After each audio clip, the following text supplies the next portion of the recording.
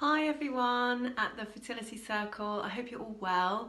My name is Victoria Smith and I'm a registered nutritional therapist and I specialise in fertility. And the lovely people at the Fertility Circle asked me whether I would answer a few questions. So thank you so much for sending them through. I'll go through them one by one.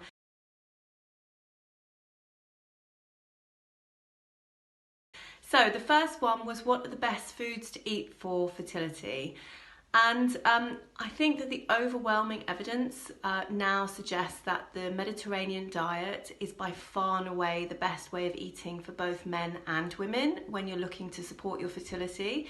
So what does that actually mean? So it's a diet that's rich in vegetables and fruits, so you get all the lovely phytonutrients and antioxidants. Think colour, think variety, think abundance.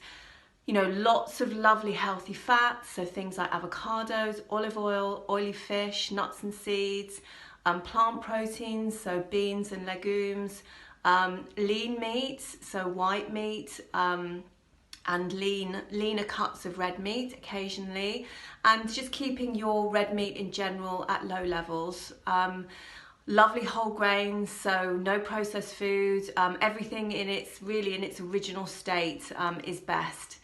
And we also know that reducing your processed food, the amount of sugar that you're eating as well, can be really helpful for fertility. We know this way of eating, the Mediterranean diet, is fantastic for helping to reduce inflammation in the body, which is really key when it comes to fertility. And also all that lovely colour and the fibre from all of the vegetables and the fruits is going to help with your gut bacteria. Again, that's all fantastic for fertility. A study in 2010 looked at a group of women who were eating a Mediterranean diet before going for fertility treatment. And they had markedly improved success rates. They had a 40% increase in pregnancy success than the control group of women who didn't follow the Mediterranean diet. So I think that probably speaks for itself. You know, for both men and women, this really is the best way of eating.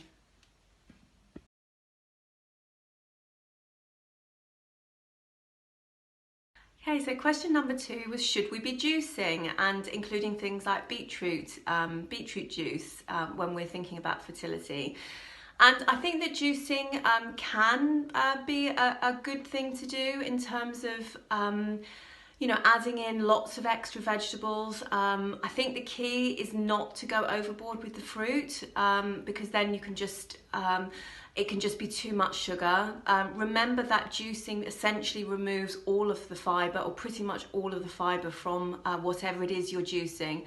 So too much fruit can be too high in sugar, but lots of lovely vegetable juices can be really helpful. And beetroot is a fantastic fertility food. And there was one study that looked at a group of women that were undergoing IVF, and they drank a watermelon, beetroot and ginger juice, a fresh one, every day from embryo transfer to through to the 2-week wait. And they had improved success rates in terms of implantation rates and pregnancy rates as well. So we know that with beetroot it can help with, first of all, it's bursting with antioxidants, that's the first thing, and secondly it can help improve blood flow as well, so blood flow to the uterus. I think the key with all juicing is just, you know, as I said, making sure it's fresh, not too much fruit, so maybe just half an apple in there and the rest vegetable juice would be fantastic. And not drinking concentrated juice, because that really is full of sugar. So I think it is a useful addition. Remember, smoothies are also great, and they retain all of the fibre from the vegetable or the fruit, so that's obviously a plus in that case. And don't forget, you know, you can always sort of have beetroot and other things. You don't just have to juice them. You can eat them raw, you can eat them whole by roasting them. You know, there are lots of other ways to have vegetables, but juicing, I think, is just one addition. So I hope that helps.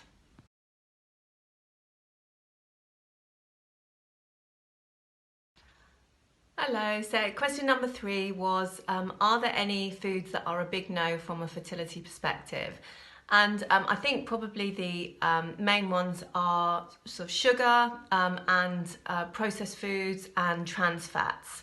So sugar is very, very inflammatory, which is something that we really want to try and reduce when it comes to fertility.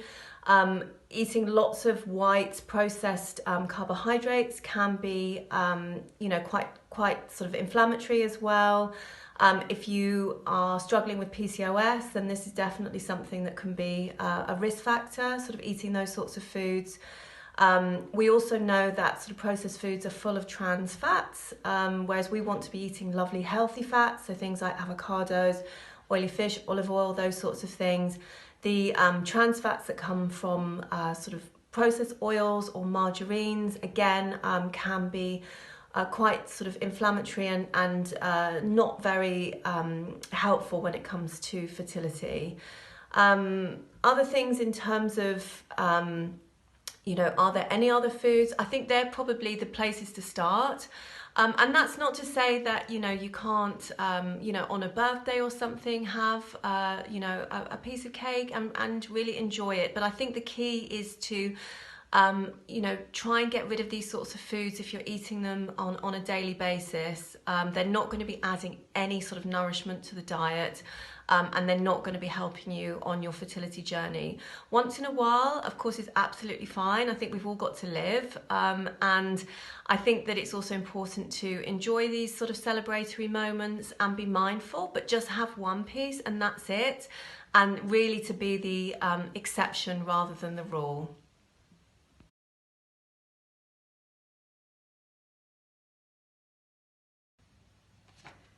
Next question was, how important is a reduced caffeine intake when trying to conceive, and what levels should we aim for? I've read so much conflicting advice.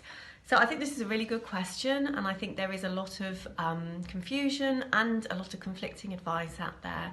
So let's start from basics. We know that official guidelines during pregnancy are to consume no more than 200 milligrams of caffeine a day. So what does that mean, and what does that look like? A cup of English breakfast tea is about 75 milligrams of caffeine, and a cup of coffee, obviously depending on the strength and the size, will be around about the 150 to 200 milligrams of caffeine a day. And that's the sort of coffee that you would buy from a coffee shop normally. I know we can't do that at the moment, but it gives you a sort of a general idea. Green tea has a lower caffeine amount than black tea. And also don't forget that caffeine is also found in chocolate and hot chocolate, those sorts of things. Just as also to remember that there is caffeine in things like Coke and Diet Coke, energy drinks, those sorts of things as well. And I would definitely say, before I go on to talk about sort of tea and coffee, I would definitely say that anybody trying to conceive should not be drinking Coke and Diet Coke, energy drinks, those sorts of things. If you are having those in your diet, then I would really recommend that you start cutting those out completely and avoiding those, because they just are not going to be adding any nutrition to your diet at all, and they do contain caffeine and also lots of sugar or artificial sweeteners as well, which we know are not great for fertility in terms of adding to our toxic load. So that's just a quick mention of those ones. Now going back to sort of more regular tea and coffee, let's have a think about why the guidelines are set. And we know from research that pregnant women who are drinking very high levels of caffeine are at higher risk of miscarriage, premature birth and stillbirth as well.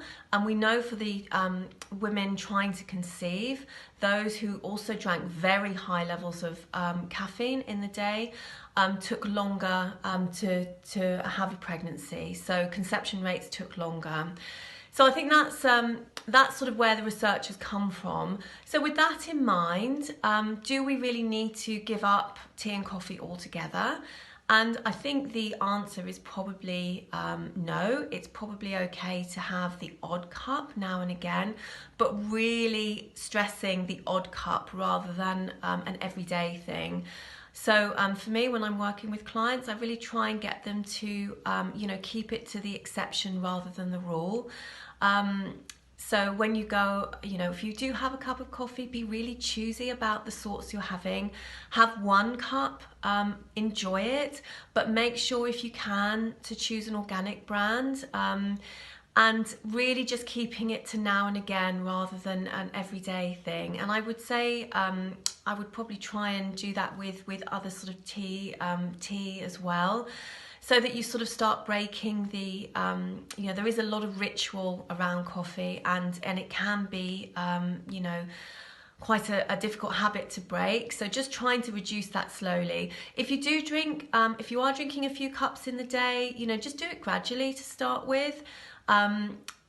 Just reducing it by 1 cup at a time for a few days, and then sort of go to the next one, reduce that for a few days, just so that you lessen the risk of getting sort of withdrawal symptoms, which, people can get headaches and things if they stop drinking coffee overnight, that sort of thing. Remember that everybody's response to caffeine is very different. It depends on your genetics. So for some people, they really feel it when they have a cup of coffee, and others they don't. There's no real response to that. So how you metabolize caffeine is going to be very individual as well.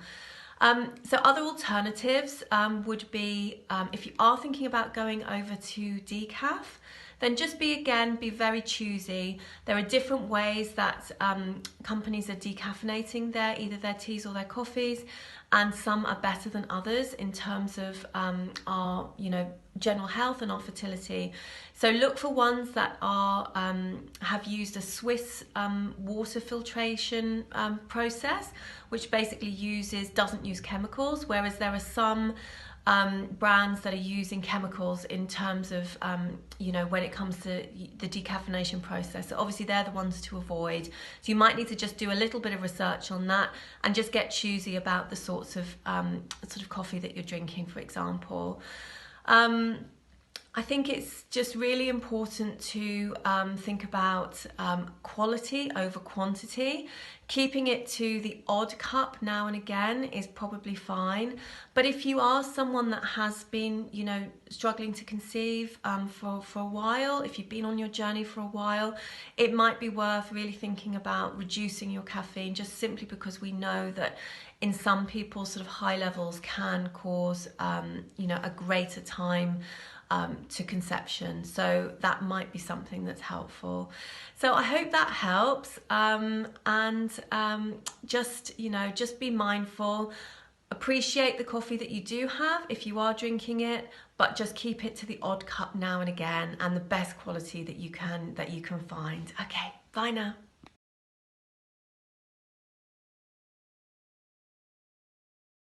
So the next question, I'll just read it out. I'm finding it hard to stick to a healthy diet.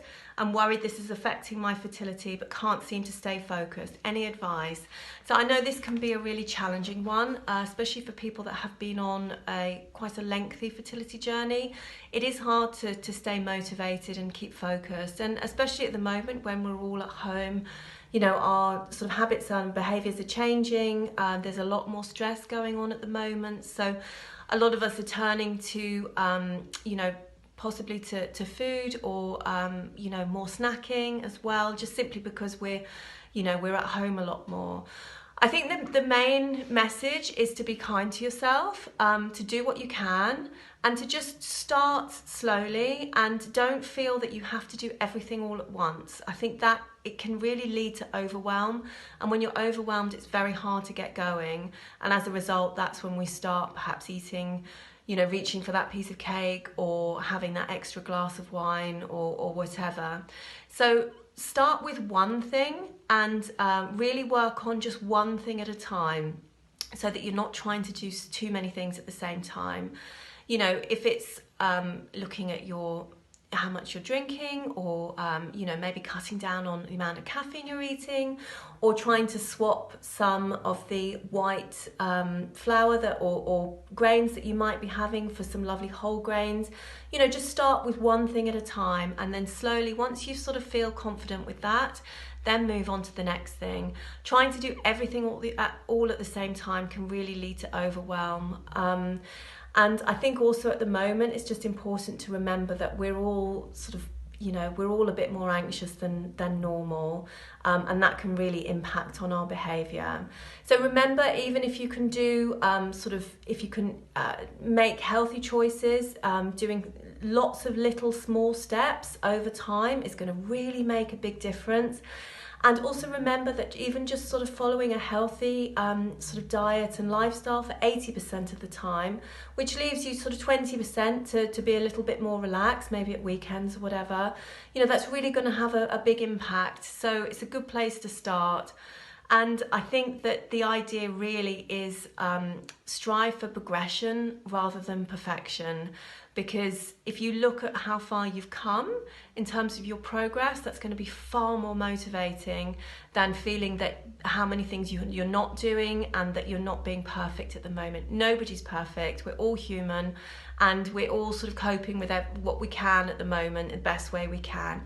So I think the overriding message is really just do one thing at a time, be kind to yourself, and really look at how much you've progressed rather than how far you've got to go to be perfect. Okay.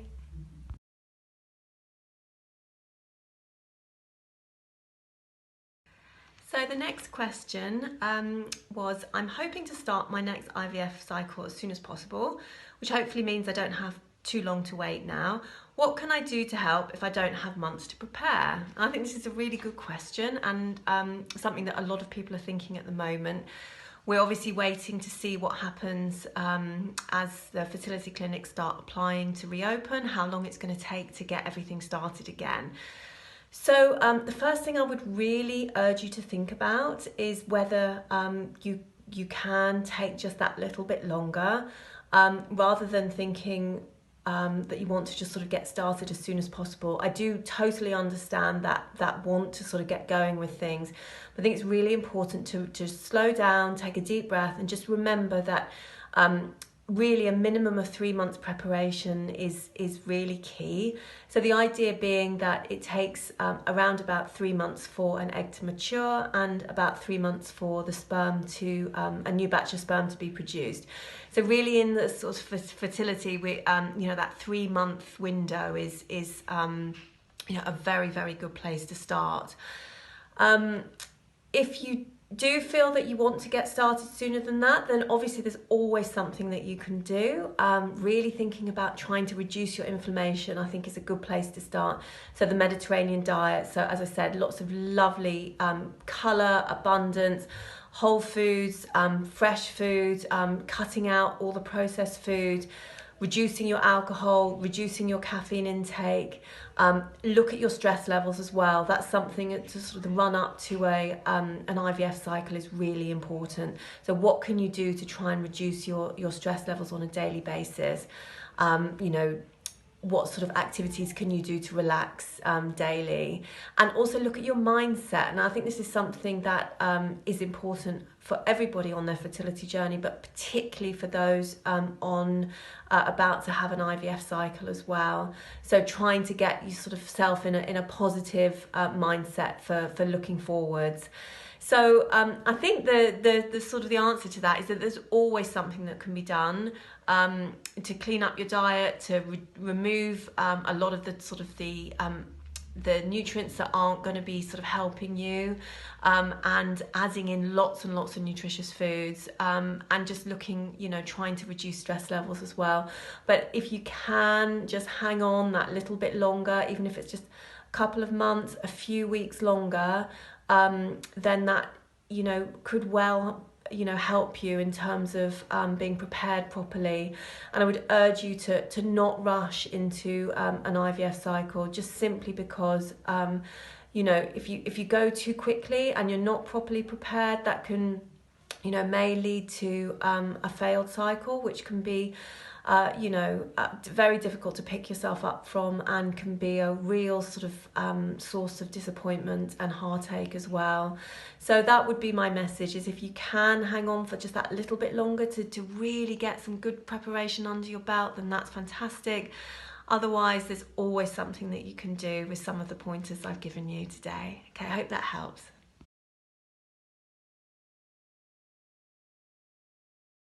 Okay, so the next question is, What things can my partner do to help improve his sperm? So we know that a new batch of sperm is produced every 3 months. So men are in a very fortunate position in that there's an awful lot that they can do to improve their sperm health and their overall fertility. As I've said before, the Mediterranean diet is absolutely the best diet for men when they're looking to support fertility. So lots and lots of colourful fruits and vegetables. That's bursting with antioxidants. We know that's going to help sperm health and particularly help protect against DNA damage and free radical damage. So healthy fats as well is really, really important for men. So lots of nuts and seeds, they're absolutely full of zinc and vitamin E, and these are really key nutrients when it comes to sperm health as well. But lovely oily fish, olive oil, avocados, those sorts of things. And I think in general, the other key thing, obviously sort of reducing, the toxins, the alcohol, looking at lifestyle in terms of, how much over-exercising somebody's doing, if that's the case, are they doing a lot of running, a lot of cycling, might want to just tone that down a little bit. It's very important to be active, but not over-exercising. And in general for men, really thinking about not overheating the groin area. So for example, no laptops on laps, no mobile phones in pockets, no hot baths, obviously no saunas, not that we can do that at the moment, but those sorts of ideas. And again, as I said, sort of cycling can be quite problematic just in terms of the trauma caused by sort of sitting on quite a hard seat and also overheating as well. So lots of, loose underwear, that sort of thing. Just keeping that whole area cool is really, really important when it comes to sperm health. So they're just a few ideas to get people started with. So I hope that helps. So thank you very much for all your wonderful questions. I've really enjoyed answering them. Just I had a couple of other ones. One was about a specific medication. Somebody was worried about the impact on their fertility, and unfortunately that is beyond my remit really to discuss prescribed medication. I would advise you to sort of get in contact with your GP and discuss that with them. I'm sure they'll be able to help you. And somebody else asked me about supplements in terms of fertility, for the best for fertility. And unfortunately, I'm unable to give a sort of a blanket response in terms of what supplements everyone should be taking, because it's such an individual approach. And it also depends on a number of factors, including if you're on any medications, your history in terms of if there are any possible nutrient deficiencies, and also, your diet as well. So that's not something I'm going to be able to answer today. But I hope that all of the answers I've given to the food and lifestyle questions have been helpful, and just something to get you going at the moment in terms of your preparation. So thanks again, and I'll see you soon. Bye now.